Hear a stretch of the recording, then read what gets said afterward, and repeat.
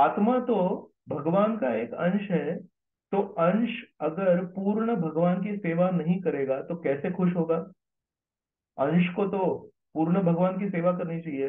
इसलिए चौथे श्लोक के बाद में पांचवें श्लोक में श्री चैतन्य महाप्रभु बता रहे हैं, मुझे जीवन में क्या चाहिए, मैं कौन सी चीज के लिए प्रार्थना कर रहा हूँ और कौन सी चीज को अपने जीवन से निकालने की कोशिश कर रहा हूँ, ये दोनों भी चीजें मैंने नहीं तय की है।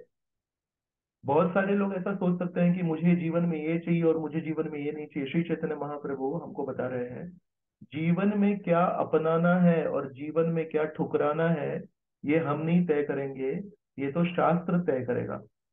इसलिए आज के श्लोक में कह रहे हैं, मैं तो आपका किंकर हूँ, मैं तो आपका दास हूँ, और मेरी सारे प्रॉब्लम कब शुरू हुए? जब मैंने अपने को आपसे अलग कर दिया। इसलिए ये बहुत महत्वपूर्ण श्लोक है। श्री चैतन्य महाप्रभु हमको बता रहे हैं कि शास्त्रों के आधार पे हमारी समस्याओं का निराकरण करना चाहिए। ऐसे नहीं कि हमने खुद ने सोच लिया मेरी समस्या का हल इसमें है करके। अर्जुन जब कुरुक्षेत्र के रणभूमि में खड़े थे तो अपने आप ही सोच रहे थे, मेरा स्वधर्म क्या है? स्वधर्म किस चीज से सम्मिलित है, किस चीज से हमारा निश्चित होता है? स्वधर्म हमारा निश्चित होता है हमारे शरीर के दृष्टि से। अगर हमने ब्राह्मण कुल में जन्म लिया है तो हमारा स्वधर्म कुछ अलग है। अगर हमने क्षत्रिय कुल में जन्म लिया है तो हमारा स्वधर्म कुछ और है। अगर हमने वैश्य कुल में अगर जन्म लिया है तो हमारा स्वधर्म कुछ है, और शूद्र है तो कुछ और है। मतलब स्वधर्म निश्चित होता है शरीर से। और एक शब्द है स्वभाव। स्वभाव कैसे तय होता है? स्वभाव तय होता है हमारे मानसिक परिस्थिति से। जैसे हमारा मन है वैसे हमारा स्वभाव होता है। और एक तीसरा शब्द है स्वरूप।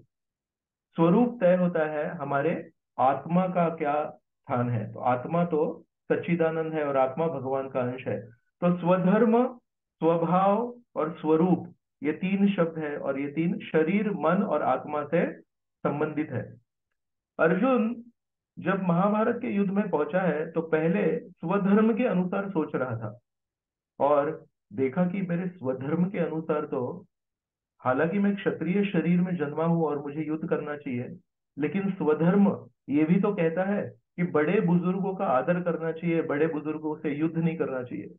फिर उसने सोचा स्वधर्म में तो बहुत कंफ्यूजन है, फिर स्वभाव मेरा क्या है? उसका स्वभाव है अन्याय के विरुद्ध लड़ना।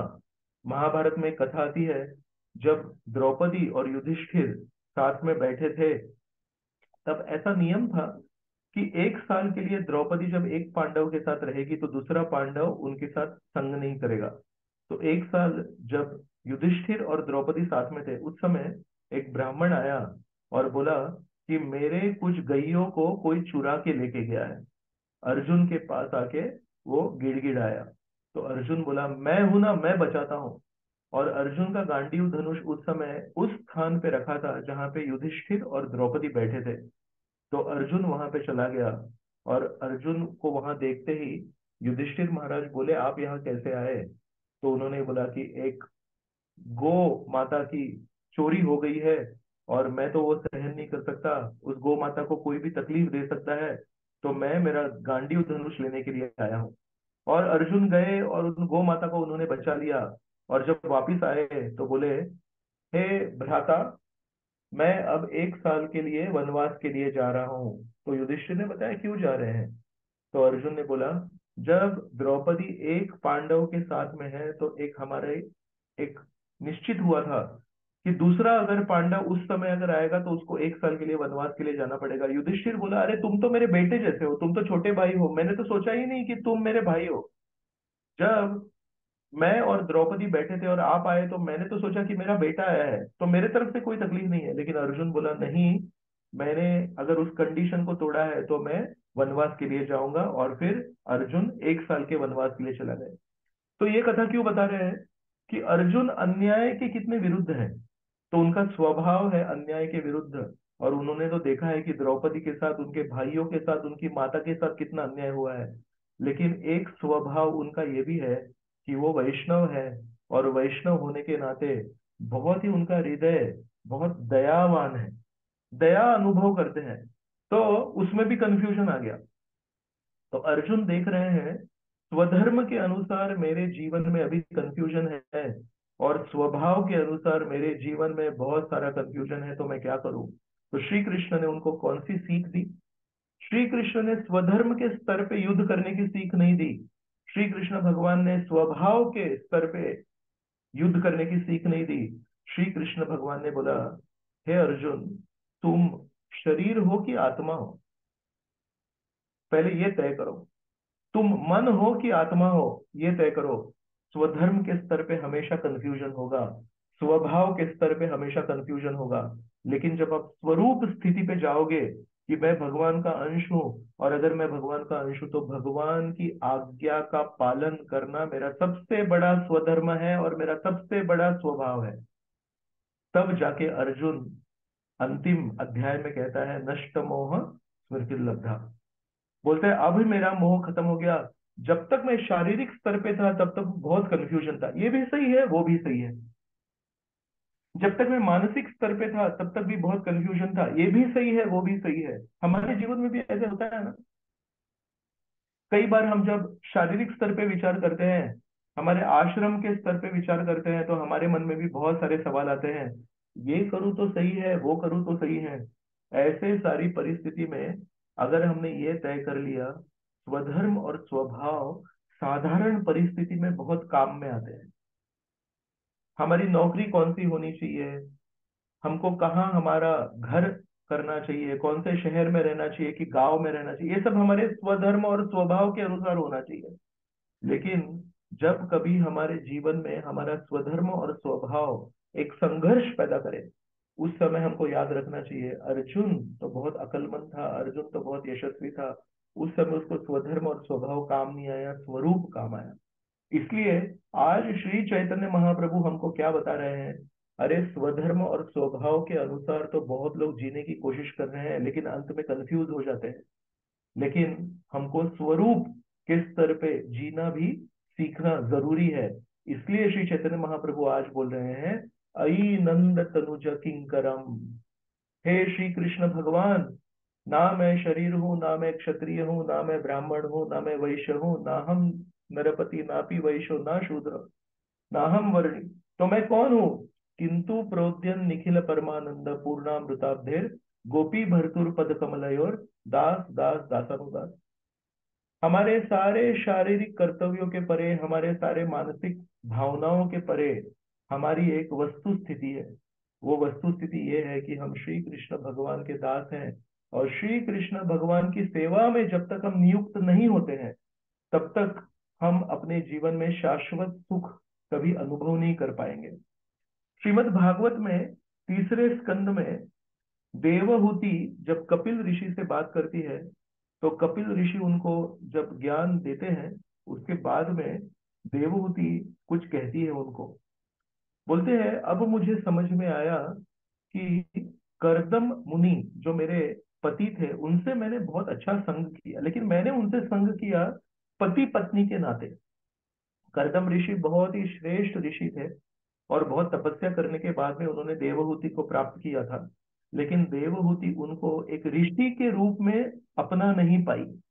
देवहूति सोची ये तो मेरे पति हैं, और आज जब उनको उन्हीं करदम मुनि के द्वारा उनको कपिल ऋषि जैसे श्रेष्ठ भगवान के एक रूप, एक विस्तार प्राप्त हुए हैं, आज देवहूति बहुत ही विलाप कर रही है और मन ही मन में सोच रही है, मुझे तो माया देवी ने ठग लिया। माया देवी से मैं बेवकूफ बन गई, क्योंकि मैंने करदम ऋषि जैसे महान भक्त का संग किया, लेकिन उनसे मैंने कुछ शिक्षाएं प्राप्त नहीं की। मैं तो उनसे एक पति के नाते ही अपना जीवन व्यतीत करती रही। तो वहां उस भावना में, उस साक्षात्कार में अपने बेटे कपिल ऋषि को वो एक श्लोक सुनाती है। तो उसमें बोलती है, नेह यत कर्म धर्माय न विरागाय कल्पते न तीर्थ पाद सेवाय जीवन अपि मृतो ही सह। इस श्लोक में चार चीजें बताते हैं देवहूति, तो बताती हैं, नेह यत कर्म धर्माय। हम सब अपना अपना कर्म करते हैं, हम सब अपना अपना कर्तव्य करते हैं, लेकिन हमारे सारे कर्तव्य, हमारे सारे कर्म हमको धर्म की ओर ले जाने चाहिए। और सच्चा धर्म क्या है? सच्चा धर्म वो है जो हमको वैराग्य की तरफ अग्रसर करता है। और वैराग्य का अंतिम पड़ाव क्या है? वैराग्य क्यों करना चाहिए? वैराग्य इसलिए करना चाहिए क्योंकि जब तक हमारी बोट का जो एंकर है वो हम नहीं उठाएंगे, तब तक हमारी बोट भव सागर को पार करके भगवान के चरणों में कैसे जाएगी। कुछ ही दिनों पहले भारत ने चंद्रयान नाम का रॉकेट छोड़ा। और अगर आपने वो रॉकेट का लॉन्च देखा है तो उसके ऊपर ऐसे क्लिप्स रहते हैं चारों तरफ से। और एक समय आता है जब रॉकेट के इंजन पूरा फायरिंग करते हैं और वो क्लिप्स खुल जाते हैं। और जब क्लिप्स खुलते हैं तब वो रॉकेट उड़ जाता है। अगर वो क्लिप्स को बांध के रखेंगे और रॉकेट के इंजन शुरू ऐसे कर रहे हैं, लेकिन क्लिप्स ही नहीं छूट रहे, तो रॉकेट ऊपर नहीं जा सकता। तो इसलिए कुछ चीजें हमको छोड़नी पड़ती है ताकि हम भगवान के पास जाएं। उसको कहते हैं विरक्ति या उसको कहते हैं वैराग्य। तो वैराग्य का अंतिम पड़ाव क्या है? तीर्थ पाद सेवा। यही श्री कृष्ण भगवान के चरण जो एक तीर्थ स्थान के समान है, उनकी सेवा करना। तो देवहूति कपिल ऋषि के सामने इस खंत भावना में एक भावना व्यक्त कर रही है। बोलती है, बहुत सारे लोग कर्म कर रहे हैं लेकिन कर्म वही सफल है जो धर्म की दिशा में जाता है। और बहुत सारे लोग धर्म कर रहे हैं लेकिन धर्म वही सफल है जो वैराग्य की दिशा में जाता है। और बहुत सारे लोग वैराग्य के मार्ग पे हैं लेकिन वैराग्य वही सफल है जो श्री कृष्ण भगवान की सेवा की तरफ लेके जाता है। और अगर कोई व्यक्ति इन तीनों मार्ग में, एक दो तीन ये पड़ाव है, अलग अलग स्टेशन है एक ही रूट पे, अगर इस रूट पे अगर व्यक्ति नहीं है, तो देवहूति बताती है जीवन अपि मृतो ही सह। ये व्यक्ति जी रहा है, ये व्यक्ति सांस ले रहा है, लेकिन मेरे दृष्टि से ये व्यक्ति तो मृत अवस्था में है। तो देवहूति हमको बहुत अच्छा बता रही है, असली चीज है भगवान की सेवा को अपने जीवन का मुख्य पड़ाव समझना। और भगवान की सेवा को सामने देख के हमारे जीवन में ऐसे निर्णय लेना कि धीरे धीरे धीरे करके हम भगवान की सेवा में आगे बढ़े। 11वें अध्याय में जो आखिरी श्लोक है, श्लोक नंबर 55, तो उस श्लोक में भगवत गीता में तात्पर्य में प्रभुपाद जी बताते हैं, यह श्लोक श्रीमद् भगवत गीता का सारांश रूप है। This is like the summary of entire Bhagavad Gita. ये श्लोक में क्या बताते हैं श्री कृष्ण भगवान? 5 चीजें बताते हैं। तो शुरू होता है, मत कर्मकृत, मत कर्मकृत मत परमो, मद भक्ता संग वर्जितः, निर्वैर सर्वभूतेषु यो मद भक्त समे प्रिय। तो ये लास्ट श्लोक है 11 चैप्टर का। और प्रभुपाद तात्पर्य में बताते हैं, सारांश है इसमें। पहली चीज क्या है? मत कर्मकृत। मत मतलब मेरा, कर्म मतलब कर्म, कृत मतलब करना चाहिए। तो श्री कृष्ण भगवान ने 9वें अध्याय में हमारा जो पत्रम पुष्पम श्लोक है उसका नेक्स्ट श्लोक क्या है? यद करोषि यद अश्नासि। तो उस 9.27 में श्री कृष्ण भगवान बताते हैं, आप जो भी करेंगे मेरे लिए कीजिए। अब जो भी अश्नासी, जो भी खाएंगे मेरे लिए खाइए। यद तपस्या सी, जो भी तपस्या करेंगे वो मेरे लिए कीजिए।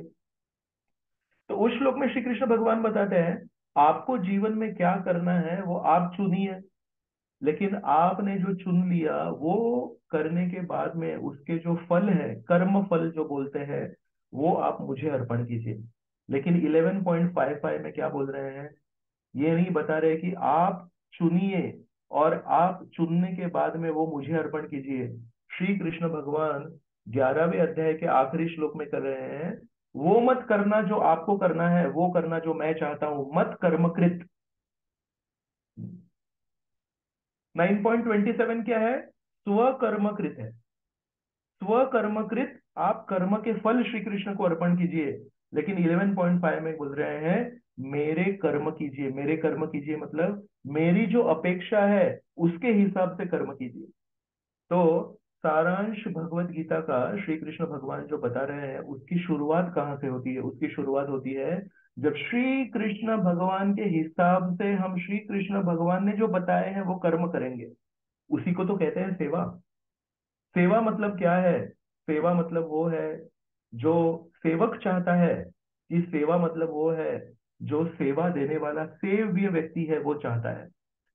अगर हम अपने हिसाब से सेवा करेंगे तो उसको थोड़ी सेवा बोलते हैं, लेकिन जो सेवा दे रहे हैं उसके हिसाब से उनकी प्रसन्नता के लिए जब हम सेवा करते हैं तो उसको सेवा कहते हैं। इसलिए श्री चैतन्य महाप्रभु 5वें श्लोक में कहते हैं, कृपया तव पाद पंकज स्थित धूलि सदृशम विचिंतय। हे श्री कृष्ण भगवान नंद पुत्र, आपके चरणों में मुझे स्थान दीजिए, और आपके चरणों में जब मुझे स्थान मिलेगा तो मैं क्या करूंगा? किम कर, किम कर, किम कर, मैं क्या करूं आपकी सेवा, मैं क्या करूं आपकी सेवा। इसलिए इस्कॉन संस्था में सबसे महत्वपूर्ण मंत्र क्या है? संस्कृत भाषा में बहुत मंत्र हैं, और हमारे श्रील प्रभुपाद जी ने तो ईशोपनिषद के भी एकदम क्लिष्ट क्लिष्ट संस्कृत मंत्र हमको दिए हैं।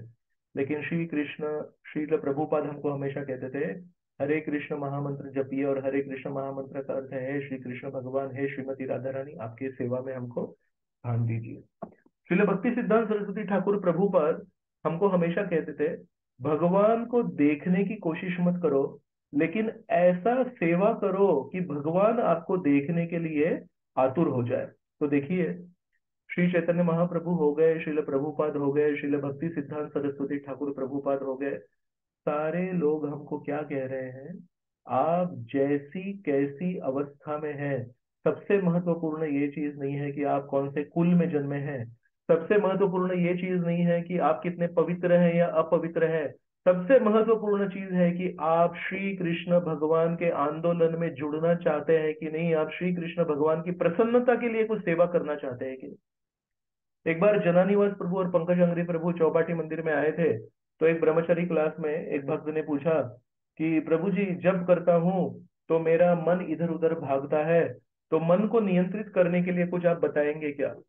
तब जनानिवास प्रभु ने बताया, आप भक्ति योग की प्रक्रिया का पालन करना चाहते हैं कि ध्यान योग की प्रक्रिया का पालन करना चाहते हैं? और ये सवाल सुन के हमारे भक्त बहुत आश्चर्यचकित हो गए, बोले हम तो भक्ति योग प्रयास कर रहे हैं, ध्यान योग कहाँ कर रहे हैं। तो जनानिवास प्रभु और पंकजांगी प्रभु ने उस समय बताया था, अगर आप भक्ति योग प्रक्रिया का पालन कर रहे हैं, प्रोसेस का पालन कर रहे हैं, तो श्री चैतन्य महाप्रभु ये नहीं बोल रहे हैं कि पहले पवित्र हो जाइए और फिर सेवा में लगिए। श्री चैतन्य महाप्रभु आज आपको विनती कर रहे हैं, चलो आओ सेवा में लगो। यहाँ श्री कृष्ण भगवान की सेवा कितनी बाकी है, राधा रानी के लिए कितनी सेवा बाकी है। आप जैसे हैं वैसे हैं, उसी परिस्थिति में श्री चैतन्य महाप्रभु और श्री नित्यानंद प्रभु आपको बुला रहे हैं, संकीर्तन में आइए और संकीर्तन के आंदोलन में शामिल हो जाइए। और हरे कृष्ण महामंत्र के संकीर्तन में जब आप नृत्य करेंगे और श्री कृष्ण भगवान का दिव्य नाम जब आपके हृदय में प्रवेश करेगा, वो दिव्य नाम आपको पवित्र करेगा। आप खुद से अगर पवित्र होने की कोशिश कर रहे हैं, तो आप ध्यान योग पद्धति के पालन की कोशिश कर रहे हैं, भक्ति योग के पद्धति के पालन की कोशिश नहीं कर रहे हैं। ये बहुत महत्वपूर्ण है हमारे लिए समझना, कि श्री चैतन्य महाप्रभु और श्री नित्यानंद प्रभु किसी को ठुकराते नहीं है। जब कोई भक्त भक्तों के प्रति अपराध करता है, तब जाके श्री चैतन्य महाप्रभु किसी को थोड़ा दूर करते हैं, उसी को भी ठुकराते नहीं है।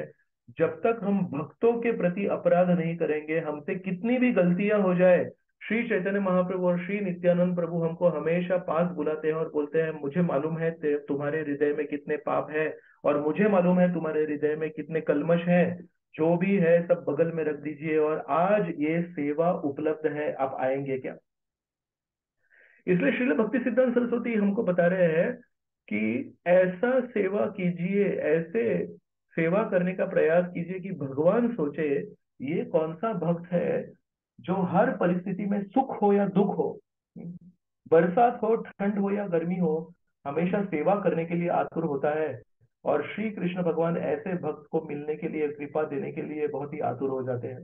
तो जब श्रील भक्ति सिद्धांत सरस्वती हमको ऐसा बोल रहे हैं कि आप सेवा करने के लिए आतुर होइए, भगवान को देखने के लिए, पवित्र होने के लिए आतुर मत होइए, इसमें कम से कम उनका एजम्पशन क्या है? एजम्पशन मतलब पूर्व निर्धारित एक उनकी भावना क्या है? कि भक्तों से बात कर रहे हैं, जिसको भगवान के अस्तित्व में विश्वास है, उससे बात कर रहे हैं श्रील भक्ति सिद्धांत सरस्वती। उस व्यक्ति को बोल रहे हैं, देखो, तुमको भगवान के अस्तित्व में विश्वास है, लेकिन तुमको भगवान के स्वभाव के बारे में किसी ने प्रशिक्षण नहीं दिया। तुम श्री कृष्ण भगवान के प्रति अपनी आस्था विकसित करना चाहते हो, लेकिन श्री कृष्ण भगवान की मानसिकता क्या है, श्री कृष्ण भगवान को क्या अच्छा लगता है, श्री कृष्ण भगवान को क्या भाता है, ये तुमको किसी ने सिखाया नहीं। इसलिए मैं बता रहा हूँ कि श्री कृष्ण भगवान ऐसे देखने से नहीं दिखते हैं। श्री कृष्ण भगवान को उनके हिसाब से जब हम सेवा करते हैं तो श्री कृष्ण भगवान अपने आप को प्रकाशित करते हैं। ध्रुव महाराज की कहानी में हम देखते हैं, ध्रुव महाराज तो स्वार्थी भावना से जंगल के लिए निकल गए, लेकिन उस स्वार्थी भावना को भी नारद मुनि ने कृष्ण भक्ति में लगा दिया और उनको कहा, आपको जो भी चाहिए आप श्री कृष्ण भगवान से मांगिए, और श्री कृष्ण भगवान से मांगने के लिए मैं जो बोलता हूँ वो मंत्र बोलिए। और ध्रुव महाराज को तो स्वार्थ चाहिए था। स्थानाभिलाषी तपसी स्थितो मी तम प्राप्तवान देव मुनीन्द्र गुह्यम। जब श्री कृष्ण भगवान आए सामने, तो ध्रुव महाराज क्या बोलते हैं, स्थानाभिलाषी। अरे मेरे मन में स्थान की अभिलाषा थी, तपसी स्थितों में, और मैं तपस्या कर रहा था। अभी मुझे क्या मिल गया, तम प्राप्तवान देव मुनीन्द्र गुह्यम। लेकिन स्थान की अभिलाषा करते करते मुझे जब एक शुद्ध वैष्णव मिले, उस शुद्ध वैष्णव ने मुझे कहा, तुमको स्वार्थ चाहिए ना, कोई तकलीफ नहीं, स्वार्थ प्राप्त करने के लिए ये महामंत्र बोलो, ओम नमो भगवते वासुदेवाय, श्री कृष्ण भगवान का नाम स्मरण करो। और ध्रुव महाराज ने श्री कृष्ण भगवान का नाम स्मरण किया, गुरु आज्ञा पालन किया, तो उनको श्री कृष्ण भगवान 6 महीने में मिल गए। विश्वामित्र ऋषि 60,000 साल तपस्या किए, उसके बाद में भी मेनका जब आई, तो मेनका की पायल की झनकार ने विश्वामित्र मुनि के मन को विचलित कर दिया। तो कहाँ है विश्वामित्र मुनि जो 60,000 वर्ष तपस्या किए, और कहाँ है ध्रुव महाराज जो अल्प आयु में 6 महीनों में श्री कृष्ण भगवान को प्राप्त किए। दोनों में क्या अंतर है। विश्वामित्र मुनि अपने बलबूते पे भगवान को देखना चाहते थे, और ध्रुव महाराज ने एक शुद्ध वैष्णव की आज्ञा का पालन किया, और 6 महीनों में उन्होंने भगवान को देख लिया। तो जब हम किसी श्रेष्ठ वैष्णव के अनुसार अपना जीवन जीते हैं, तो श्री कृष्ण भगवान देखते हैं, मैंने जो इस वैष्णव को सीख दी थी, वही सीख इस वैष्णव ने इस साधक को दी है। और इस गुरु शिष्य परंपरा के माध्यम से मेरे मन में जो विचार था, वही विचार ये साधक भक्त कर रहा है। और इसलिए श्री कृष्ण भगवान बहुत जल्दी प्रसन्न हो जाते हैं। और इसलिए भक्ति सिद्धांत सरस्वती बोल रहे हैं कि ऐसा कुछ कीजिए जिससे श्री कृष्ण भगवान आपके ऊपर प्रसन्न हो जाए। अपने बलबूते पे श्री कृष्ण भगवान को देखने की आप कोशिश मत कीजिए। आज का जो व्यक्ति है वो क्या करता है, आज का व्यक्ति तो भगवान को मूर्ति रूप में भी स्वीकार नहीं करता है। कई बार जब हम जन्माष्टमी के अवसर पे अभिषेक करते हैं, तो मैंने देखा है कोई एक न एक व्यक्ति तो मुझे मिलता है, आज तक का रिकॉर्ड है, जो मुझे आके बोलता है, आप बहुत अच्छा प्रवचन देते हैं और आपकी इस्कॉन संस्था में बहुत सारे अच्छे किताब है, लेकिन मुझे एक सवाल है, आप इस धातु की मूर्ति के ऊपर इतना कीमती दूध, दही, शहद और घी क्यों बर्बाद कर रहे हैं। तब जाके उन भक्तों को मुझे समझाना पड़ता है, प्रभु जी, हमको दूध मिल रहा है जिस व्यक्ति के कृपा से, हमको दही मिल रहा है जिस व्यक्ति के कृपा से, उसी व्यक्ति ने हमको बहुत सारा दूध और बहुत सारा दही दिया है, उसमें अंश मात्र हम उसी व्यक्ति को अर्पण कर रहे हैं, हमारी कृतज्ञता व्यक्त करने के लिए, उनको प्रसन्न करने के लिए। ये बर्बादी नहीं है, ये दूध की असली, उसका असली स्थान है। जिसने हमको गाय दी है, जिसने हमको ये शरीर दिया है, उसी दूध से इस शरीर को हम पालन पोषण करते हैं। लेकिन एक आध बार अगर उनके जन्मदिन के उपलक्ष्य में हम उनको अगर अर्पण करें, तो उसमें बर्बादी नहीं कहते, अच्छा कहते हैं। एक बार मायापुर में पंच तत्व के जो धातु के विग्रह है बड़े बड़े, उनको देख के एक व्यक्ति आया और बोला, ये सच में भगवान है क्या, इतने बड़े बड़े, या फिर ये धातु की मूर्तियां हैं। तो किसी ने जाके जनानिवास प्रभु को बताया। तो जनानिवास प्रभु उस व्यक्ति को पास में बुलाए और बोले, क्या है आपका सवाल। तो उन्होंने बताया, ये व्यक्ति व्यक्ति है कि जड़ मूर्ति है। तो जनानिवास प्रभु ने उनको बताया, बहुत अच्छा सवाल है आपका, मैं आपको एक सवाल पूछना चाहता हूँ, आप कौन है? तो इस व्यक्ति ने बोला, मैं कौन हूं मतलब? मैं तो ये हाड़ मांस हड्डी इससे बना हुआ हूं। तो जननिवास प्रभु ने बोला, पहले आप अपने को अच्छे से समझ लो। जब आप अपने आप को अच्छे से समझोगे, तब जाके आप भगवान जो सारे विश्व के स्रोत हैं तब उनको समझ पाओगे। पहले ये समझिए कि आप शरीर है कि आप कुछ और है, क्योंकि अगर आप शरीर है तो आपका शरीर तो हमेशा बदलता रहता है। तो आप एक हड्डी मांस रक्त के शरीर कैसे हो सकते हैं?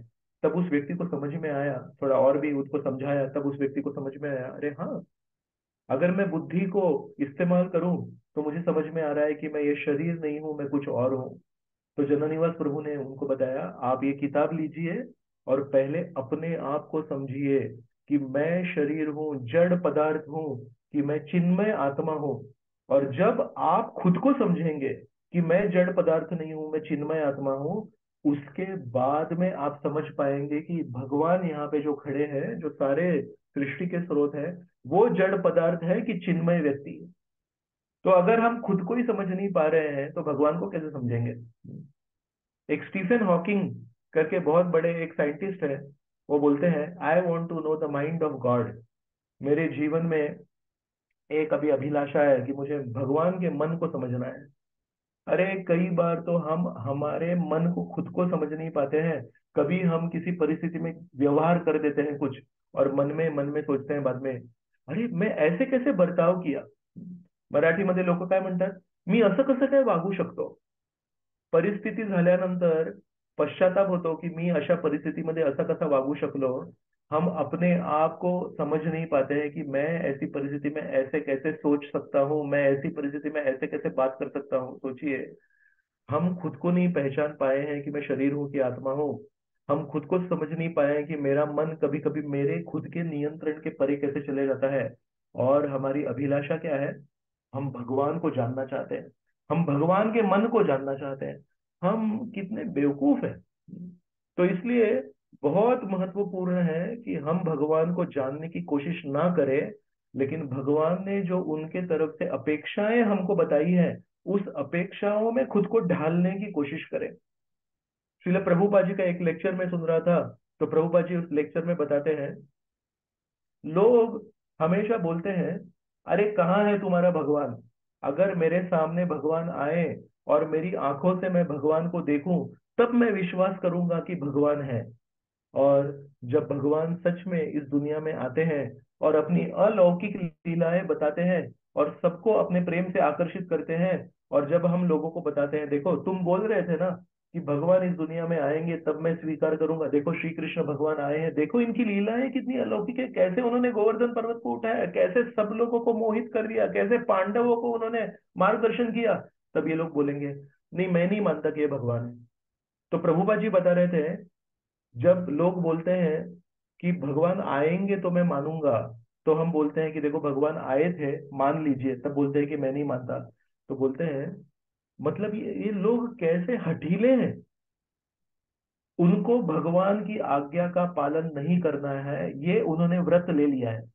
मैं भगवान की अपेक्षाओं को पूर्ण नहीं करूंगा, मैं भगवान की आज्ञा का पालन नहीं करूंगा, ये मेरा व्रत है। इसलिए उसको जस्टिफाई करने के लिए बोलते हैं, कहाँ है भगवान, सामने आए तो मैं मानूं। और जब भगवान सामने आते हैं तो बोलते हैं, मैं नहीं मानता कि ये भगवान है। प्रभुपाद जी बता रहे थे, इस दुनिया के लोगों का जो हट है, उसको कहते हैं जिद। जिद का कोई हल नहीं है। जब तक हम हमारा हठ नहीं छोड़ेंगे, जब तक हम हमारी जिद नहीं छोड़ेंगे, जब तक हम ये नहीं मानेंगे कि मैं तो खुद के शरीर को पहचान नहीं पाया हूँ, अपने खुद के अस्तित्व को नहीं पहचान पाया हूँ, अपने खुद के मन को नहीं अभी तक काबू में कर पाया हूँ, मैं भगवान को कैसे समझूंगा? भगवान को समझने के लिए एक ही चीज है, भगवान के प्रतिनिधि जो मुझे बता रहे हैं उसके अनुसार जब अपने आप को मैं कुछ संस्कार दूंगा, ये अनुकूल है इसको मैं स्वीकार करूंगा, ये प्रतिकूल है इसको मैं अस्वीकार करूंगा, तब जाके धीरे धीरे धीरे मेरे मन में जो भी कल्मश है वो नष्ट हो जाएंगे, और उसके बाद में भगवान मुझे प्रसन्न करेंगे।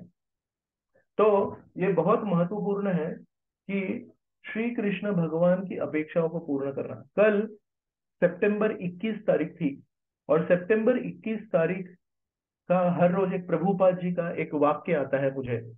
तो प्रभुपाद जी का कल का वाक्य क्या था, अंग्रेजी में पहले बोलता हूँ और फिर मैं अगर अहमदनगर के किसी भक्त का व्हाट्सएप नंबर होगा तो उनको भी मैं भेज सकता हूँ, मुझे गिरिवरधारी प्रभु भेज सकते हैं, गिरिवरधारी प्रभु स्वयं व्हाट्सएप पे नहीं है इसलिए। तो बोलते हैं सितंबर 21 को प्रभुपाद जी ने बताया था, बोलते हैं if you say that spiritual master is Krishna, then the conclusion is that one day when you become spiritual master, you will also become Krishna. Please try to understand how dangerous this type of reasoning is. Hindi में बोलूंगा मैं, श्रील प्रभुपाद कहते हैं, अगर आप कहेंगे कि मेरे गुरु महाराज श्री कृष्ण है, तो आज की परिस्थिति में तो बहुत अच्छा लग रहा है, हमको लगता है कि ये शिष्य अपने गुरु को श्री कृष्ण के स्थान पे देख रहा है, लेकिन श्री कृष्ण के स्थान पे नहीं देख रहा है, श्री कृष्ण है ऐसा देख रहा है। तो प्रभुपाद जी बता रहे हैं, अगर कोई शिष्य ये बोलता है कि मेरे गुरु महाराज तो श्री कृष्ण है, तो इसमें बहुत बड़ा विष रखा है। कैसे? कल जाके आज जो शिष्य है वही तो गुरु बनेगा, और आज ये शिष्य बोल रहा है मेरे गुरु कृष्ण है, आज बहुत मीठा मीठा लग रहा है, लेकिन इसमें विष क्यों है? क्योंकि आज का शिष्य जब कल गुरु बनेगा तो उसके मन में विचार आएगा, आज मैं गुरु बन गया मतलब आज भी मैं कृष्ण बन गया। और प्रभुपाद जी आगे बोलते हैं, please try to understand how dangerous this reasoning is. Shri Shri Prabhupada बता रहे हैं हमको, कृपया मैं सबसे विनती करता हूँ, इसको गहराई से समझिए कि ये कितना विष्ट भरा प्रस्ताव है कि मेरे गुरु कृष्ण है। तो कभी ये हमारा जो बद्ध जीवात्मा है इस दुनिया का, इसके दो दोष हैं। एक दोष है कि उस वो भगवान को भौतिक स्तर पे लाता है, तो बोलता है अरे कृष्ण भी मनुष्य थे, राम भी मनुष्य थे, वो तो उन्होंने थोड़ा बहुत जादूगर किया और बहुत बड़े भगवान बन गए। तो ये एक दोष है बद्ध जीवात्मा का, भगवान को भौतिक स्तर पे अपने स्तर पे लाता है। और दूसरा दोष है, एक साधारण व्यक्ति को ऊपर चढ़ा देता है, एक साधारण जीवात्मा को भगवान के स्तर पे चढ़ा देता है। तो यही दो तो चीज है, नास्तिकवाद और मायावाद। नास्तिकवाद में हम बोलते हैं भगवान थे ही नहीं, और जिनको आप भगवान बोल रहे हैं वो तो एक भौतिक व्यक्ति थे। और मायावाद क्या है? मायावाद है एक साधारण जीवात्मा को आपने भगवान का स्थान दे दिया, और दोनों विष है, दोनों हमारे लिए गलत है।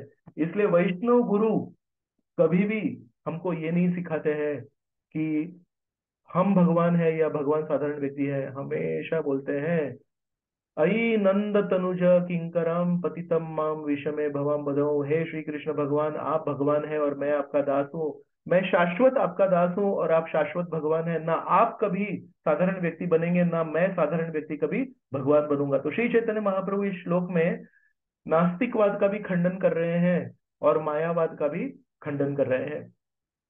आजकल अभी गणेश फेस्टिवल चल रहा है, तो एक गणेश पंडाल में गणेश जी की मूर्ति थी, और गणेश मूर्ति के बगल में श्री कृष्ण भगवान की भी मूर्ति किसी पुजारी ने रखी थी। तो एक व्यक्ति आया जो गणेश की पूजा कर रहा था, और गणेश की पूजा करने के बाद में उसने अगरबत्ती गणेश जी के सामने रख दी। थोड़ी हवा चल रही थी, वो हवा चलने की वजह से उस अगरबत्ती का थोड़ा सा धुआं गणेश जी के पास में भी गया, और कुछ धुआं श्री कृष्ण भगवान की मूर्ति के पास में गया। तो इस व्यक्ति ने क्या किया, हाथ में कुछ कागज ले लिया या पुट्ठा ले लिया और उसको ऐसे ऐसे करने लगा, ताकि वो जो अगरबत्ती का धुआं है वो श्री कृष्ण भगवान की मूर्ति की दिशा में नहीं जाए, और सारा अगरबत्ती का सुगंधित धुआं ये केवल गणपति के पास जाए। ये देख के श्री कृष्ण भगवान को इस व्यक्ति के ऊपर कृपा देने की इच्छा हो गई। तो आप सोचेंगे ऐसे कैसे प्रभु जी, ये व्यक्ति तो श्री कृष्ण भगवान को धुआं जाने से रोक रहा है, ये तो गणेश जी की तरफ धुआं दे रहा है, तो श्री कृष्ण भगवान क्यों खुश हो गए? श्री कृष्ण भगवान बोले, मैं इस मूर्ति रूप में मैं कब से खड़ा हूं, कोई भी व्यक्ति आता है मुझे नमस्कार भी नहीं करता है, दंडवत प्रणाम भी नहीं करता है, वो तो सोचता है ये तो पत्थर की मूर्ति है। लेकिन ये जो गणेश जी का भक्त है ये बहुत अच्छा आदमी है। क्यों? इसने कम से कम माना कि मैं मूर्ति हूँ, और मूर्ति में जीवित व्यक्ति हूँ, और जीवित व्यक्ति को सुगंध जा रहा है, और उसने उस सुगंध को रोकने के लिए मेरे से वो सुगंध हटा दिया, लेकिन मेरे से सुगंध हटाने में एक बहुत बड़ी चीज उसने कर दी कि उसने स्वीकार किया मैं जीवित व्यक्ति हूँ, मैं जड़ मूर्ति नहीं हूँ। कितना अच्छा व्यक्ति है श्री कृष्ण भगवान। उस व्यक्ति को कैसे नजर से देख रहे हैं। श्री कृष्ण भगवान बोलते हैं इसने मुझे व्यक्ति माना, इसने मुझे जड़ मूर्ति नहीं माना, यही इसका बड़प्पन है। तो देखिए श्री कृष्ण भगवान कितने दयालु हैं।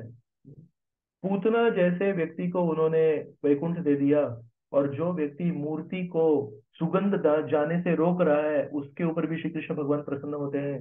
इतने मीठे श्री कृष्ण हैं, इतने दयालु श्री कृष्ण हैं, इतने भावग्राही श्री कृष्ण हैं। लेकिन फिर भी इस्कॉन के सेंटर में हम जब प्रचार करते हैं, तो हम जिस शहर में प्रचार कर रहे हैं उसके 1% से कम लोग भी आते हैं। सोचिए ये कलयुग का कितना बड़ा दुर्भाग्य है। श्री कृष्ण भगवान के अवतरित होने के पूर्व अगर हम प्रचार करते तो हमारे पास इतना दया सागर हमारे सामने कोई उदाहरण नहीं होता। तो लोग बोलते कि अरे दया नहीं है तो हम कैसे करेंगे करके। आपके भगवान तो बहुत नियम लगाते हैं, लेकिन श्री कृष्ण भगवान और विशेष रूप से श्री चैतन्य महाप्रभु इस जगत में आए हैं केवल हमको कृपा देने के लिए। तो अगर हमको सच में हमारे जीवन में कुछ अच्छा करना है तो एक ही चीज करनी है। श्रील प्रभुपाद जैसे शुद्ध वैष्णव ने हमको जो अपेक्षाएं बताई हैं, जो आदेश दिए हैं, उनका पालन करना है। और श्रील प्रभुपाद जी के आदेश पालन में हमको ये पूर्ण विश्वास होना चाहिए कि श्री कृष्ण भगवान जरूर खुश हो जाएंगे। श्री चैतन्य महाप्रभु इसी नास्तिकवाद और इसी मायावाद को इस 5वें श्लोक में खंडित कर रहे हैं, और बोलते हैं अई नंद तनुजा किंकरम, मैं तो आपका शाश्वत दास हूँ और आप मेरे शाश्वत स्वामी हैं, आप मेरे शाश्वत भगवान हैं। प्रहलाद ने भी नरसिंह देव को यही भावना व्यक्त की थी। अभी सोचिए कि बहुत ज्यादा भीड़ है, और उस भीड़ में एक छोटा बच्चा है, और छोटे बच्चे ने अपने पिताजी का हाथ पकड़ रखा है, और अचानक से समझो बहुत ही हल्ला गुल्ला मच गया, बहुत ही उधर उथल पुथल हो गई। और समझो ऐसे जो हाथ पकड़ के रखा है वो छूट गया। जब तक वो हाथ छूटेगा नहीं, चलो ऐसे पकड़ा था फिर खींच तान के ऐसे एकदम वो हाथ ऐसे हो गया और एकदम इधर तक आया हाथ, जब तक बेटे के हाथ और पिताजी के हाथ में संबंध है तब तक कोई भी भीड़ हो जाए, कोई भी हल्ला गुल्ला हो जाए, कोई भी उथल पुथल हो जाए, कोई तकलीफ नहीं, क्योंकि संबंध बनाए रखा है। और एक बार ये संबंध समझो गलती से टूट गया, ये दोनों हाथ अगर बिछड़ गए, उसके बाद में ये बच्चा कहाँ जाएगा इसका क्या भरोसा है। ये बच्चा उसी शहर में शायद रहे, या उसको कोई किडनैप कर ले और दूसरे कोई शहर में ले जाए, या उस बच्चे के साथ में आगे क्या परिस्थिति होगी हमको नहीं मालूम। मतलब जब तक उंगली भी पकड़ के रखी है, जब तक हाथ पकड़ के रखा है, जब तक ऐसे 2-3 उंगलियां पकड़ के रखी है तब तक कोई तकलीफ नहीं है। एक उंगली का एक ये टिप भी अगर पकड़ के रखा है तब भी कोई तकलीफ नहीं है। लेकिन ये संबंध छूटना नहीं चाहिए। जैसे ही छूट गया वैसे ही हमारे जीवन में तकलीफें शुरू हो गई। वैसे ही जीवात्मा ने जब तक श्री कृष्ण भगवान को पकड़ के रखा था, स्वार्थ के लिए सही, ध्रुव महाराज ने स्वार्थ के लिए सही, आर्त जिज्ञासु अर्थार्थी ज्ञानी च भरतर्षभ चतुर्विधा भजन्ते माम, उसमें तो आर्त जो है, आर्त श्री कृष्ण भगवान के पास क्यों जाता है? अपने जीवन में दुख के समाधान के लिए वो श्री कृष्ण भगवान के पास जाता है। लेकिन अगले श्लोक में श्री कृष्ण भगवान क्या करते हैं? बोलते हैं उदारः सर्व एवैते, बोलते हैं ये चारों लोग बहुत उदार हैं। क्यों? क्योंकि आर्त भावना से आए, जिज्ञासु भावना से आए, या अर्थार्थी भावना से आए, या ज्ञानी भावना से आए, लेकिन मेरे साथ रिश्ता जोड़ रहे हैं। मैं तो जीवात्माओं के साथ रिश्ता जोड़ने के लिए बहुत आतुर हूं, इसलिए बार बार इस दुनिया में आता तो और अपनी लीलाएं प्रदर्शित करता हूं, लेकिन ये व्यक्ति मेरे साथ रिश्ता जोड़ने के लिए तैयार नहीं। तो इसलिए अगर कोई स्वार्थी भावना से भी श्री कृष्ण भगवान से रिश्ता जोड़ने की कोशिश करे, फिर भी श्री कृष्ण भगवान बोलते हैं कितना उदार व्यक्ति है, इसने संबंध का दान मुझे दे दिया। हम श्री कृष्ण भगवान से कृपा का दान मांगते हैं, मदद का दान मांगते हैं, पैसे का दान मांगते हैं, ज्ञान का दान मांगते हैं, लेकिन श्री कृष्ण भगवान उस सारे दानों को एक तरफ कर देते हैं, और श्री कृष्ण भगवान बोलते हैं ये व्यक्ति मुझे संबंध का दान दे रहा है। मेरे से, पिताजी से इस बेटे ने वापस एक बार संबंध जोड़ लिया है, बहुत अच्छी बात है। तो जब तक हम श्री कृष्ण भगवान की भक्ति में हैं, हालांकि स्वार्थी भावना से भी है, लेकिन श्री कृष्ण भगवान बोलते हैं आप बहुत अच्छे हैं, क्योंकि आप पिताजी के साथ रिश्ता जोड़ रहे हैं। और पूरी दुनिया जो पिताजी को भूल गई है, और अपना ही कुछ और कर रही है। श्री कृष्ण भगवान बोल रहे हैं ये तो बहुत गलत है। तो भक्ति विनोद ठाकुर ने एक बहुत अच्छा भजन लिखा है, बोलते हैं, अनादि कर्म फले पौड़ी भवार्णव जले तरी बारे ना देखी उपाय। भक्ति विनोद ठाकुर बोलते हैं अनादि कर्म फले, मैं मेरे कुकर्मों की वजह से, कब शुरू हुए मालूम नहीं, अनादि, कितने जन्मों से मैं कुकर्म कर रहा हूं, इसलिए भवार्णव पौड़ी भवार्णव जले, इस भव सागर में मैं गिर चुका हूं। तरी बारे ना देखी उपाय, और इस भव सागर को तरने के लिए मैं कोई उपाय नहीं देख पा रहा हूं। तो आप सबको एक सवाल है, अगर आप समुद्र में गिर गए हैं, आप कौन से समुद्र को पार कर सकते हैं अपने शक्ति के बलबूते पे? इसलिए इस भौतिक जगत को नदी से तुलना नहीं करते हैं।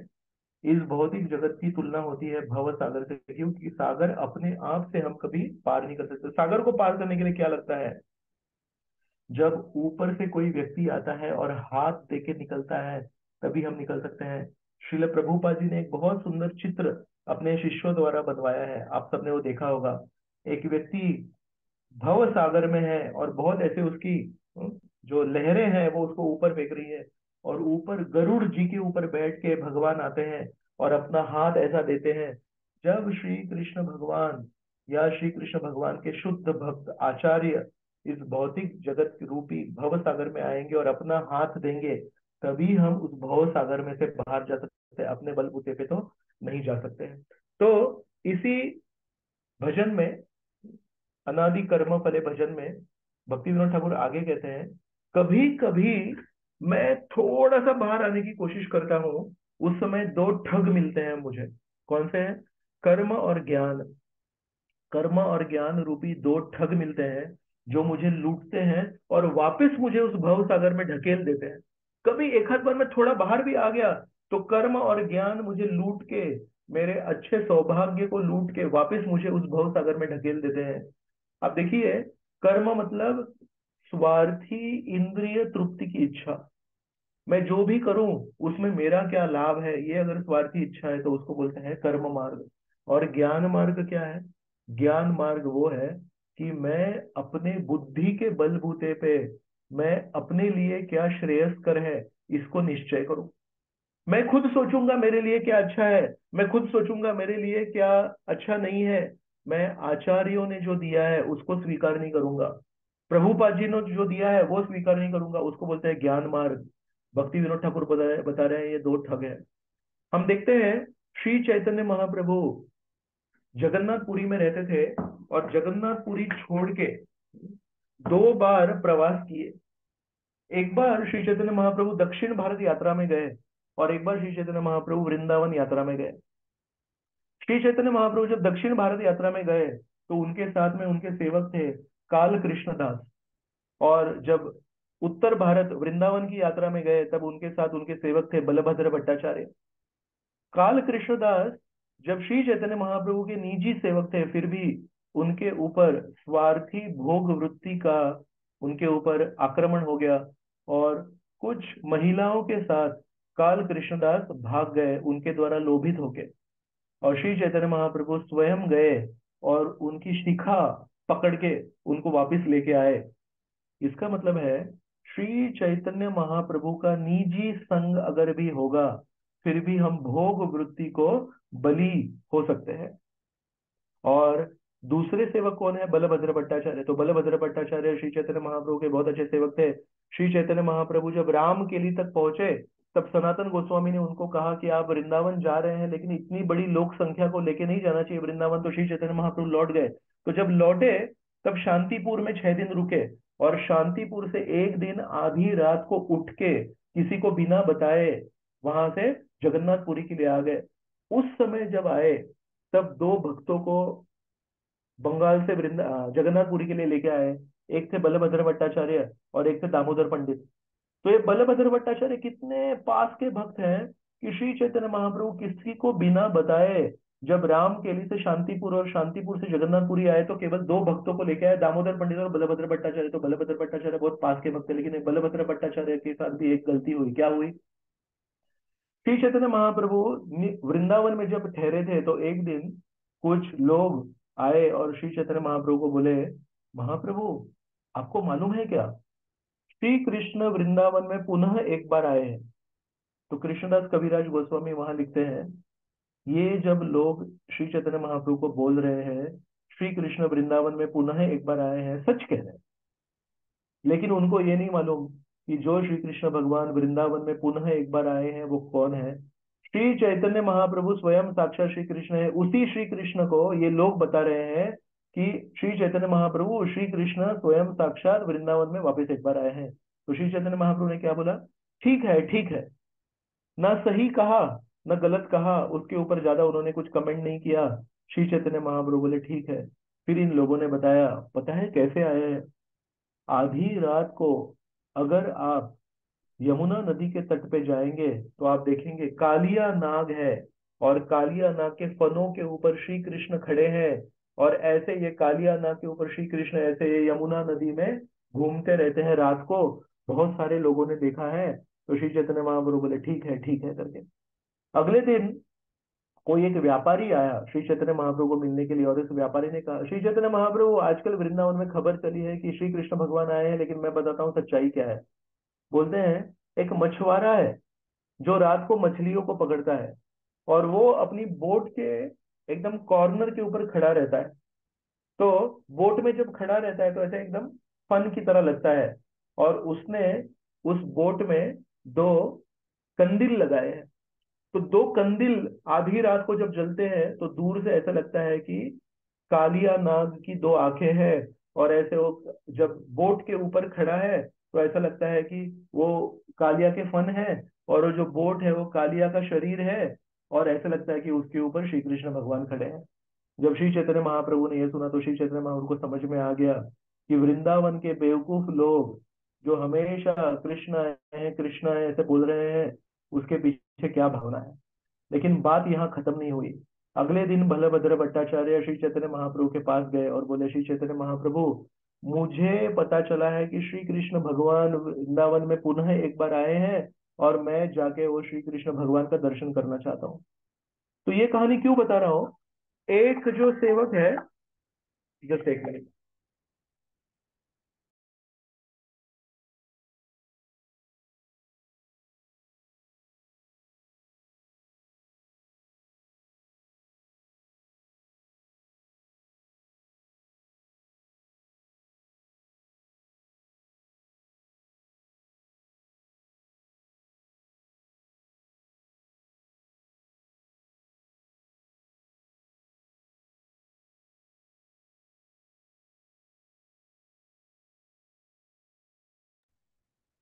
ओके, तो दक्षिण भारत की यात्रा में श्री चैतन्य महाप्रभु के पास के जो सेवक है वो इंद्रिय तृप्ति में फंस गए, और उत्तर भारत में जो श्री चैतन्य महाप्रभु के पास के सेवक है वो ज्ञान मार्ग में फंस गए।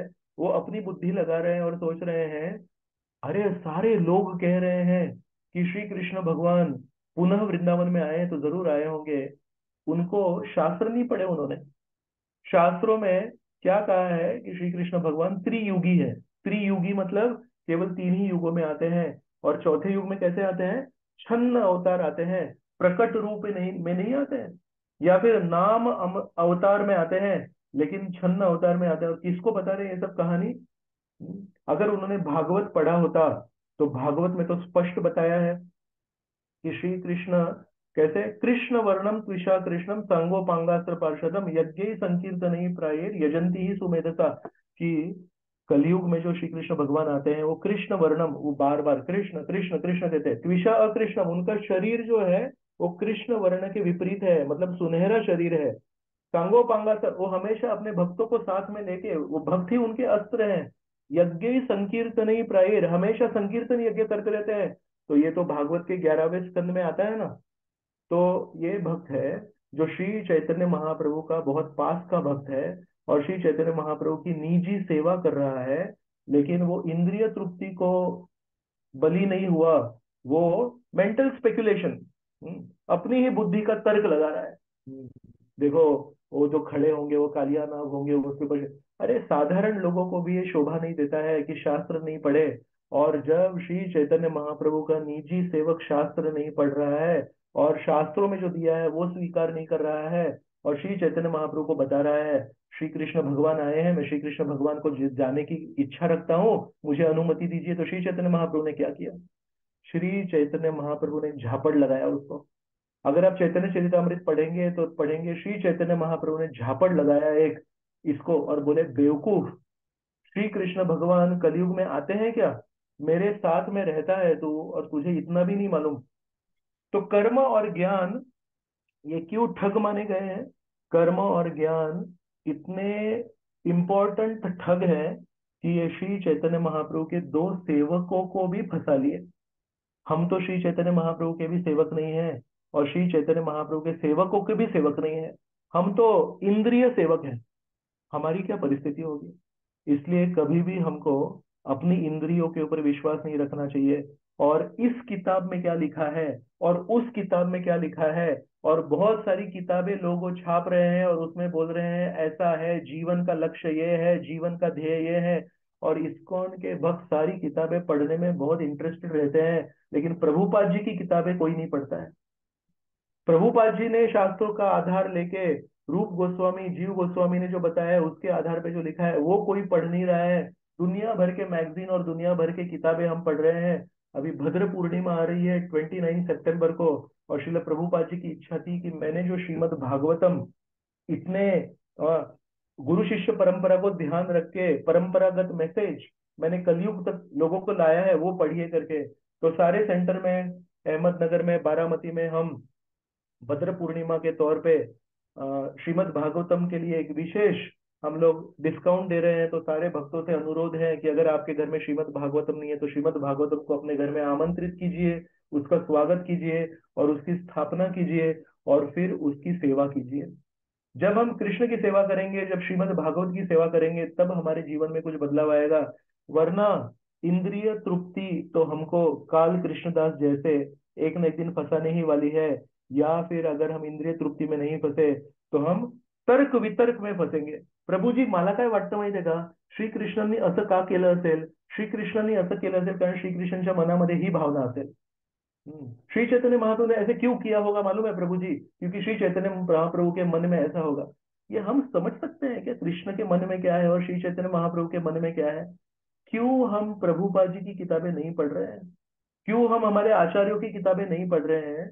तो बहुत इंपॉर्टेंट है कि कर्म और ज्ञान ये दो बड़े ठग हैं, जो हमारे जीवन में प्रभुपाद जी ने जो हमको सौभाग्य दिया है उसको हर ले जाते हैं, उसको हमको चीटिंग करके लेके जाते हैं। और इस परिस्थिति में हम पौड़ी भवार नव जले, हम इस भव सागर में गिरे हुए हैं। केवल हमको श्री कृष्ण भगवान को याद करना है। बोले अई नंद तनुजा किंकरा, मैं आपका दास हूँ, देखो मैं गिरा हुआ हूँ और मुझे आपको प्रसन्न करना है, मुझे आपकी इच्छाओं को पूर्ण करना है। मैं मैं भोग वृत्ति भी नहीं रखूंगा और मैं तर्क वितर्क भी नहीं लगाऊंगा। प्रभुपाद जी ने जो बताया है उसी को पालन करूंगा, मुझे उठा लीजिए।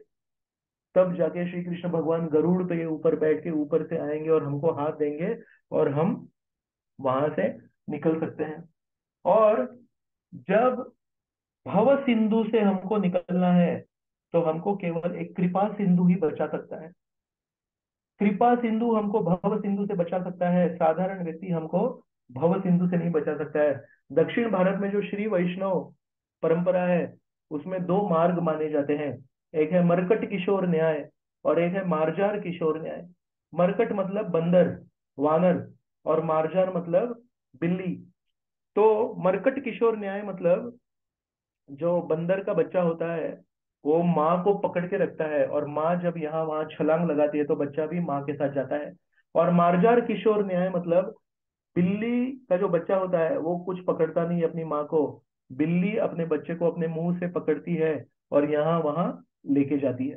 तो एक है अपने बलबूते पे भगवान को पकड़ना, और दूसरा है ऐसी हमको अपनी मानसिकता बनानी है कि भगवान हमको पकड़ के रखे, उसको कहते हैं मार्जार किशोर न्याय। दोनों में से कौन सा अच्छा है आप खुद जानते हैं। मार्जार किशोर न्याय करना चाहिए, लेकिन मार्जार किशोर न्याय करने के लिए भगवान को हमको बचाने के लिए भगवान को हमारे ऊपर कितना विश्वास होना चाहिए। इसको मैं बचा लूंगा, लेकिन ये मेरे ऊपर ही कुछ आक्रमण नहीं करेगा ना। ये मेरे ऊपर ही नास्तिकवाद का आक्रमण नहीं करेगा, मेरे ऊपर ही मायावाद का आक्रमण नहीं करेगा, मेरे ऊपर ही भोग वृत्ति का आक्रमण नहीं करेगा। इसके लिए बार बार हमको श्री कृष्ण भगवान को कहना चाहिए, हे श्री कृष्ण भगवान, न धनम न जनम न सुंदरीम कविताम व जगदीश कामये मम जन्मनि जन्मनि ईश्वरे भवतार भक्ति हेतु की तवी अयि नंद तनुजा किंकरम पतितम माम विषमे भवाम बुधौ कृपया तव पाद पंकज स्थित धूलि सदृशम विचिन्तये। मैं आपका दास हूँ, आपका किंकर हूँ, आपके चरणों में रहूंगा। आप जैसे बोलेंगे वैसे करूंगा, मत कर्म कृत करूंगा, और ऐसे कर्म करूंगा, ऐसी इच्छाएं करूंगा, ऐसे प्रयत्न करूंगा कि आप मेरे ऊपर खुश हो जाए। मेरे जीवन में और कोई लक्ष्य नहीं है। तो इस श्लोक को मनन करते हुए हम भगवान को ये प्रार्थना कर सकते हैं। बहुत बहुत धन्यवाद। हमारा बहुत बड़ा सौभाग्य है कि इस्कॉन अहमदनगर ने ऐसे ये श्रृंखला शुरू की है शिक्षा अष्टक के 8 श्लोकों के ऊपर चर्चा करने की। और गिरिवरधारी प्रभु और सारे जो उनके मंदिर के ब्रह्मचारी है और काउंसिल मेंबर है, सबके प्रति मैं बहुत बहुत आभारी हूँ कि उन्होंने आज मुझे श्री चैतन्य महाप्रभु की इन शिक्षाओं के ऊपर कुछ दो विचार व्यक्त करने के लिए संधि दी है। बहुत बहुत धन्यवाद। हरे कृष्णा। जय श्रील प्रभुपाद की जय, जय श्री शिक्षाष्टकम की जय, जय श्री चैतन्य महाप्रभु की जय, अनंत कोटि वैष्णव वृंद की जय, जय निताय गौर प्रेमानंदे, हरि हरि बोल।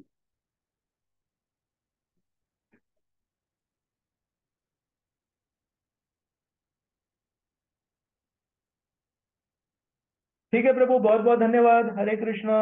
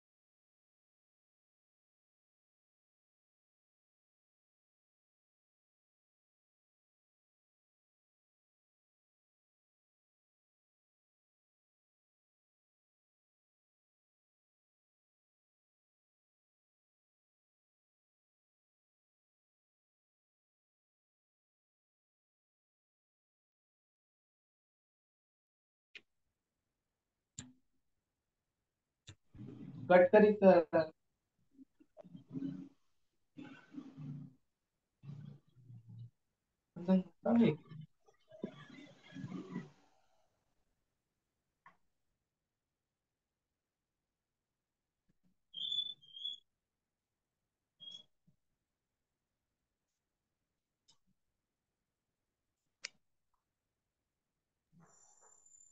हरे कृष्णा। कृष्णा। किसी भक्त का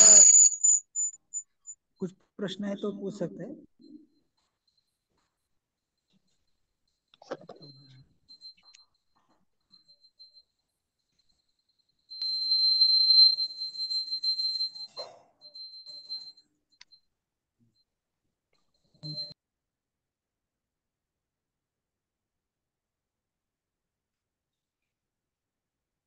ऐसा लग नहीं रहा है प्रभु जी किसी को कोई सवाल है।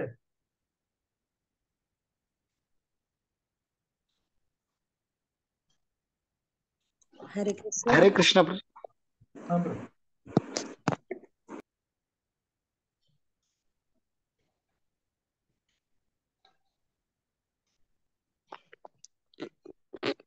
हरे कृष्ण हरे कृष्ण प्रभु जी। Thank you so much for wonderful class.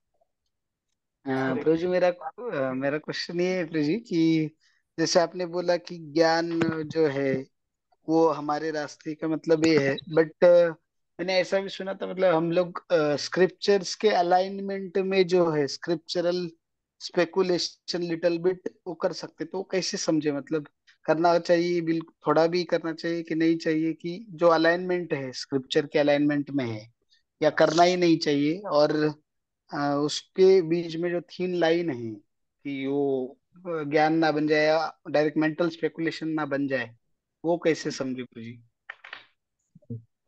Thank you. आपने बहुत अच्छा सवाल पूछा है। जैसे श्री कृष्ण भगवान कहते हैं कि मैं पानी की टेस्ट हूँ, रसोहम अप्सु कौन्तेय। भगवत गीता में श्री कृष्ण भगवान, मैं पानी की जो टेस्ट हूँ वो हूँ करके। तो जब हम वो श्लोक पढ़ेंगे तो हम बोलेंगे अरे पानी की टेस्ट श्री कृष्ण भगवान है क्या? अच्छा, इसीलिए कभी कभी मैं जब पानी पीता हूँ तो जब उसमें टेस्ट नहीं रहती है तो मुझे सेटिस्फेक्शन नहीं मिलता है, मुझे वो समाधान नहीं मिलता है। और कोई जगह पे कभी कभी हम जब पानी पीते हैं तो पानी में एक टेस्ट होता है, और पानी थोड़ा सा भी पानी पीते हैं तो इतना अच्छा लगता है, इतना समाधान मिलता है।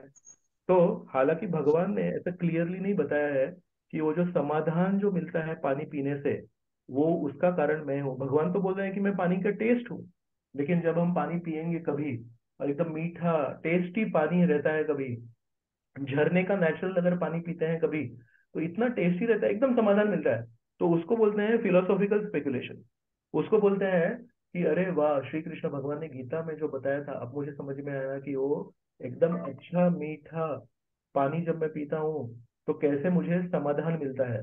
तो that is called philosophical speculation. लेकिन जब हम कुछ और द्रव्य पी रहे हैं, उस दूसरे द्रव्य में अगर हम श्री कृष्ण भगवान का कुछ कनेक्शन लगाएं और बोले कि श्री कृष्ण भगवान ने बताया तो नहीं है कहीं गीता में कि फ्रूट जूस का टेस्ट मैं हूँ, लेकिन मैं ऐसा सोचता हूँ कि मुझे अनार का जूस बहुत अच्छा लगता है, तो अनार का जूस का जो टेस्ट है वो भी श्री कृष्ण है। श्री कृष्ण ने नहीं बताया ऐसे। श्री कृष्ण भगवान नहीं बोले कि अनार के जूस का टेस्ट मैं हूँ। श्री कृष्ण भगवान केवल इतना ही बता रहे हैं कि पानी का टेस्ट मैं हूँ।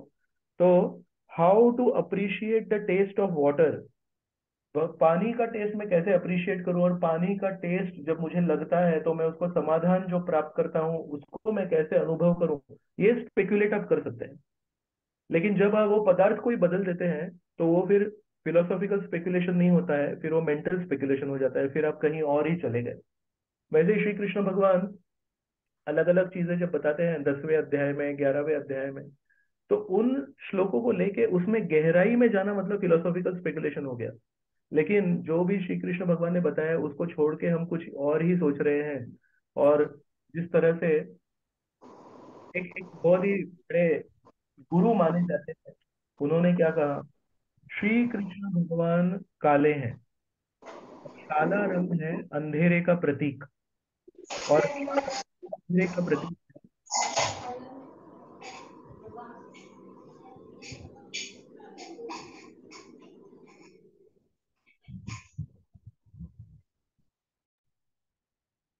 तो बोल रहे हैं कि श्री कृष्ण भगवान का रंग है काला, और काला रंग अंधेरे का प्रतीक है, और अंधेरे में तो कुछ नहीं दिखता है, मतलब श्री कृष्ण भगवान को हम कभी नहीं जान सकते।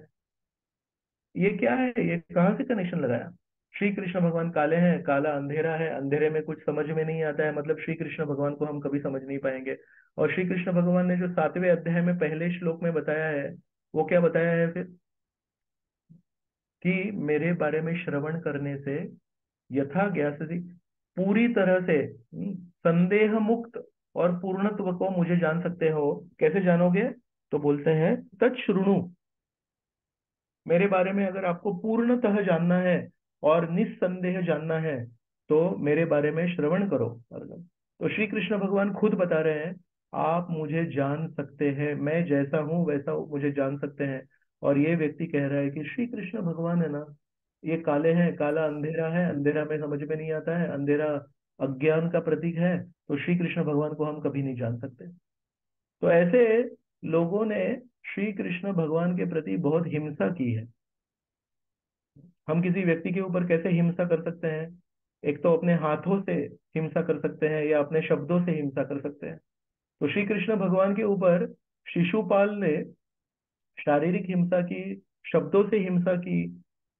और आज के जो लोग हैं वो शारीरिक तौर पे श्री कृष्ण भगवान के ऊपर हिंसा नहीं कर रहे हैं, लेकिन श्री कृष्ण भगवान के ऊपर शब्दों से बहुत हिंसा करते हैं। श्री कृष्ण भगवान के विचारों को काटते हैं, श्री कृष्ण भगवान की जो अपेक्षाएं हैं उनको काटते हैं। तो ये जो शब्दों से जो हिंसा है वो बंद करनी चाहिए, और हम सबको उठना चाहिए, और हम सबको श्री कृष्ण भगवान की गीता को पढ़ के, श्री कृष्ण भगवान के भागवत को अच्छी तरह से पढ़ के, जो भी व्यक्ति श्री कृष्ण भगवान के बारे में गलत विचार इस दुनिया में फैला रहा है उसके ऊपर हमको विचारों का युद्ध करना चाहिए। हमको इतना प्रचार करना चाहिए सही कि गलत प्रचार करने वालों को लोग ही खुद कहें ये तो गलत बोल रहा है। क्योंकि गीता में श्री कृष्ण भगवान तो ऐसा कहते ही नहीं, भागवत में तो श्री कृष्ण भगवान ने ऐसा कहा ही नहीं है। इतना गीता को हमको स्प्रेड करना चाहिए, इतना भागवतम को हमको स्प्रेड करना चाहिए। घर घर में गीता, घर घर में भागवतम जब होगा, जैसे शिवाजी महाराज की कहानियां भी सबको मालूम है, घर घर में फैल गई है वो कहानियां। अगर कोई व्यक्ति शिवाजी महाराज के बारे में कुछ गलत बोलता है तो बड़ा कुछ होता नहीं है, वो तो घर घर के लोगों को मालूम है।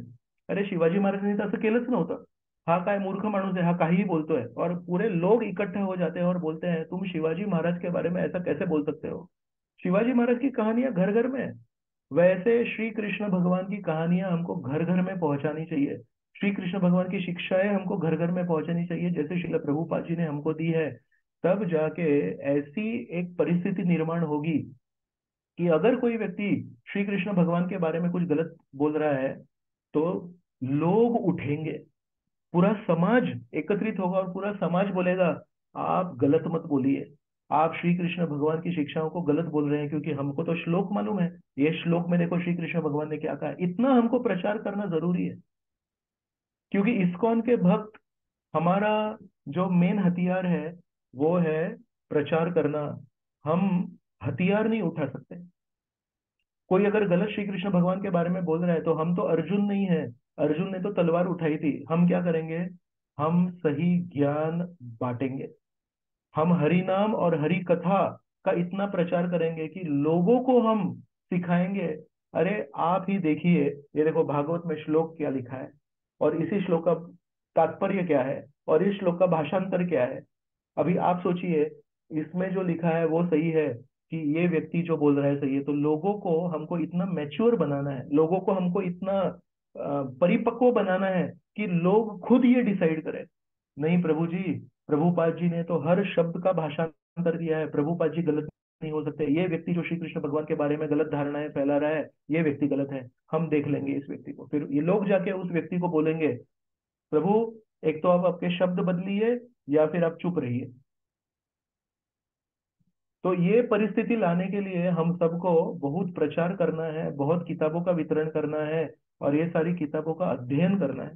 तब जाके ये परिस्थिति भारतवर्ष में तो कम से कम आएगी। प्रभुपाद जी की तो इच्छा थी पूरे विश्व में ऐसा प्रचार होना चाहिए कि सारे लोग संकीर्तन में नाचे, सारे लोग श्री कृष्ण भगवान से प्रेम करें। तो कम से कम हम भारतवर्ष तो शुरू कर सकते हैं। तो जब तक हम अच्छा प्रचार नहीं करेंगे, जब तक हम हरि कथा का प्रसार नहीं करेंगे, तब तक लोग कुछ ना कुछ कहते रहेंगे।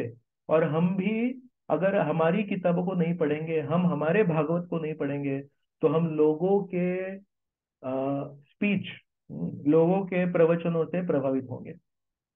तो हमको इतने प्रवचन सुनने हैं, हमको प्रभुपाद जी की किताबों को इतना पढ़ना है कि दूसरे का प्रवचन अगर कान पे आ भी गया, कभी कभी प्रवास करेंगे तो कान पे आ जाता है, तो जब कान में जब आता है तो एक समझ में आता है इसमें टेस्ट नहीं है कुछ। मराठी लोग चाय बहुत पीते हैं, तो बिना साखरेचा चहा कसा लागतो। वो चाय चाय है, मालूम है, दिखता है चाय है, लेकिन उसमें शक्कर ही नहीं है, तो कैसा लगता है, कोई नहीं पीता है बिना साखरेचा चाय। क्योंकि मैं प्रवास बहुत करता हूँ तो मैं देखता हूँ अमृत तुल्य, अमृत तुल्य। हर जगह में देखता हूँ, पूना हो, बारामती हो, बॉम्बे हो, हर जगह पे दुकान खोली है अमृत तुल्य। वो अमृत तुल्य जो चाय है उसमें शक्कर नहीं होती है क्या? अरे अगर आप उस अमृत तुल्य चाय में से शक्कर निकालेंगे तो कोई नहीं पिएगा वो चाय, है कि नहीं? चाय में चाय की टेस्ट कम होती है और शक्कर ज्यादा होती है, शक्कर को निकालेंगे तो तर मराठीमध्ये त्याला काय म्हणतात, बेचव लागतं ते। बिना साखरेचा चहा कसा बेचव लागतो, वैसे हमको इतना ये अमृत, भागवतामृत इतना बांटना है। लोगों को भागवत का अमृत पीने का इतनी आदत डालनी है कि अगर कोई दूसरा आदमी श्री कृष्ण भगवान के बारे में बोले तो लोगों को समझ में आना चाहिए काय बेचव चहा आहे प्रभूजी हा, काय बेचव भागवत बोलतो हा माणूस, याच्यामध्ये काही श्रीकृष्णांबद्दल त्याला ज्ञान पण नाही, आणि श्रीकृष्णांच्या भावनांबद्दल पण त्याला ज्ञान नाही, आणि श्रीकृष्ण कोण है ते पण नहीं माहिती त्याला। तो लोगों को गलत प्रचार करने से रोक नहीं सकते हम, लेकिन हम क्या कर सकते हैं, सही प्रचार को बढ़ा सकते हैं। जब हम सही प्रचार को बढ़ाएंगे, असली टेस्ट जब देंगे हम, तब लोग बोलेंगे प्रभू जी, त्या दुकानातल्या मिठाईला ना काही टेस्ट नाही आहे, त्या दुकानामध्ये जी बर्फी मिळते, पेढा मिळतो ना, त्याच्यामध्ये काही चवच नसते प्रभूजी, इस्कॉनच्या मिठाईच्या दुकानामध्ये जी मिठाई मिळते ना त्याला खरी चव असते। तो हम दूसरों को अपप्रचार करने से रोक नहीं सकते, लेकिन कैसे करेंगे हम लोग, हम लोग हमारे आचार्यों ने जो दिया है, प्रभुपा जी ने जो दिया है, उसका अध्ययन करेंगे, उसके आधार पे जो प्रचार करेंगे, उसमें जो टेस्ट आएगी, वो टेस्ट एक बार किसी को लग गई तो बोलेगा प्रभु जी दुसरीकडे टेस्ट नाही आहे तो, इस्कॉनच्या प्रवचनांमध्ये टेस्ट येते.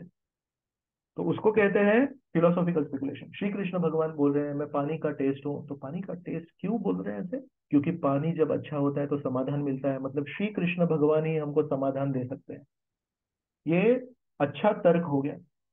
और दूसरा कुछ भी आप नारियल के पानी में है, अनार के जूस में है, ये कुछ भी और दूसरा आपने अगर तर्क लगाया तो फिर वो गलत दिशा में चलेगा. ठीक है प्रभु जी. यस यस प्रभु जी, thank you so much. Hare Krishna. Thank you प्रभु.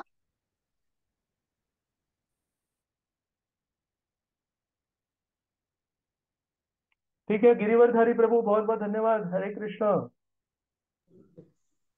एक प्रश्न है प्रभु. हाँ जी, हाँ जी.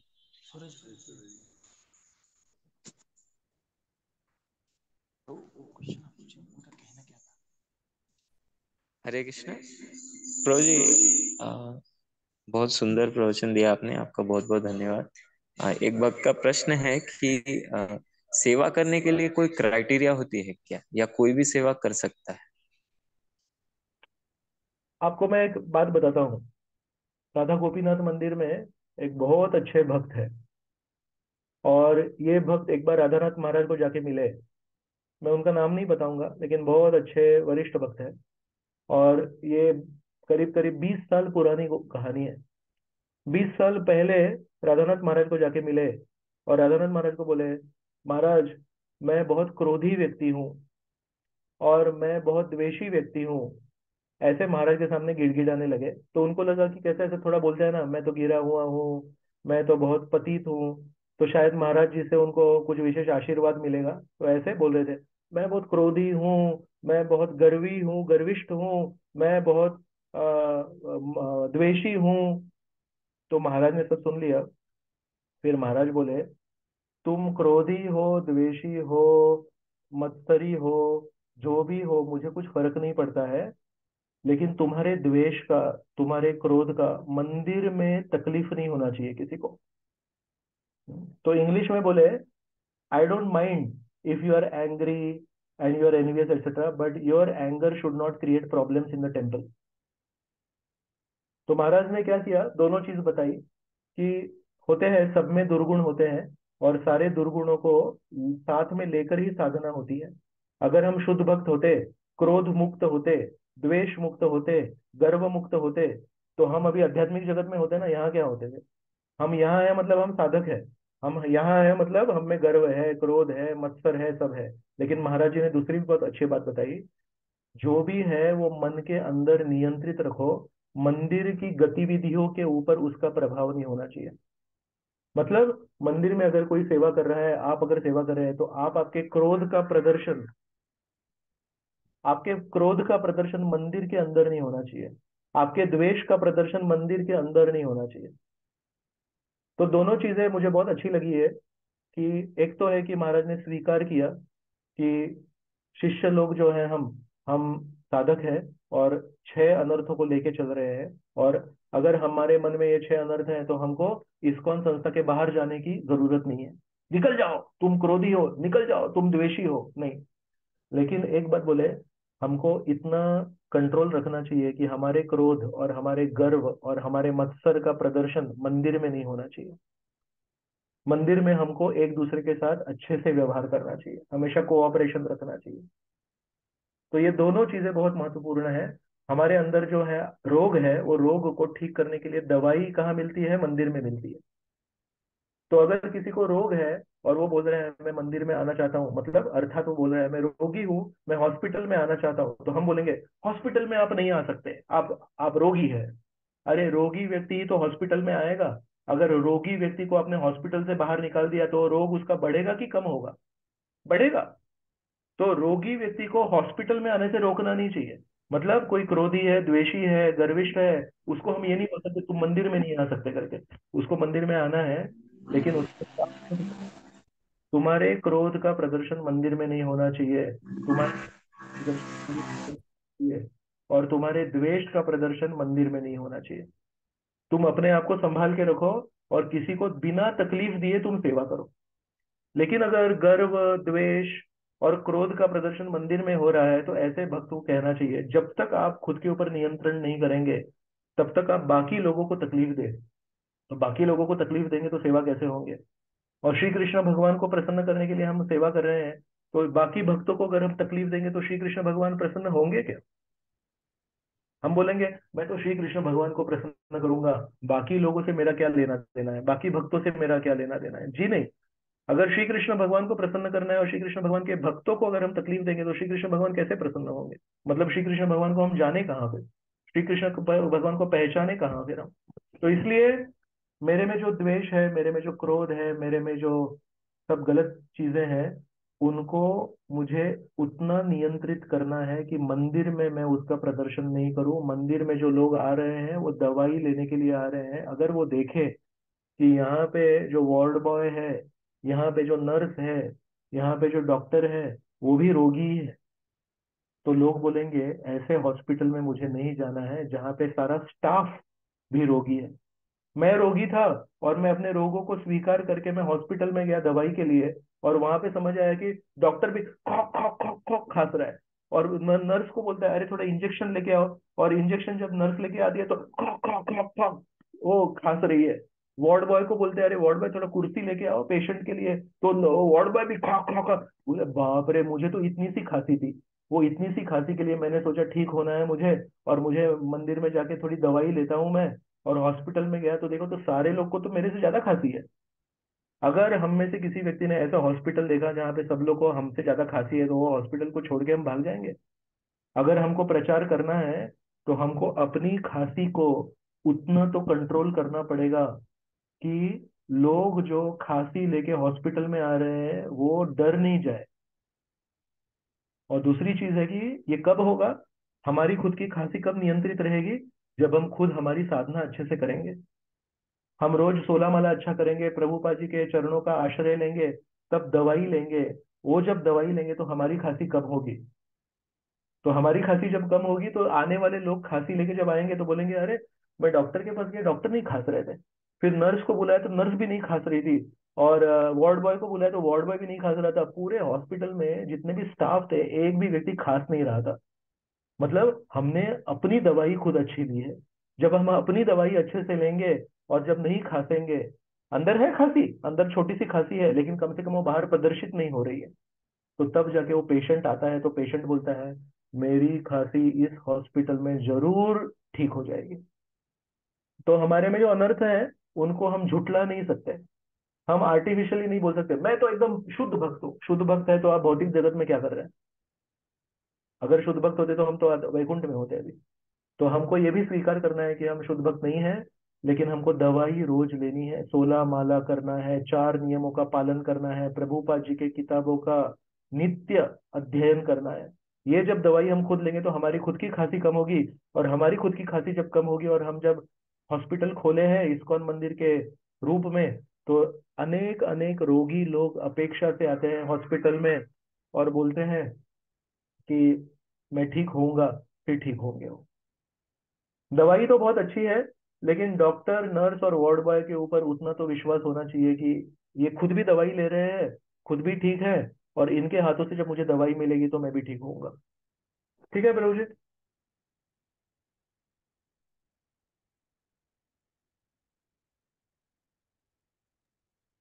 बहुत बहुत धन्यवाद प्रभु। Thank you. हरे कृष्णा। आपने आपने हमारे लिए इतना समय निकाला और इतने सुंदर तरीके से सभी भक्तों को लाभान्वित किया, और अंत में जो क्वेश्चन आंसर है इसमें बहुत अ, सुंदर उदाहरण आपने बताया हॉस्पिटल का। तो हम आपको बहुत बहुत धन्यवाद देते हैं प्रभु जी। थैंक यू प्रभु। तो प्रभु हरे जी को हम धन्यवाद व्यक्त करेंगे एक बार हरे कृष्ण महामंत्र बोल के। हरे कृष्णा कृष्णा कृष्णा कृष्णा हरे हरे, हरे राम राम राम हरे हरे हरे। हरे। इमानंद दुलाल प्रभु की जय। हरे थैंक यू प्रभु जी, थैंक यू।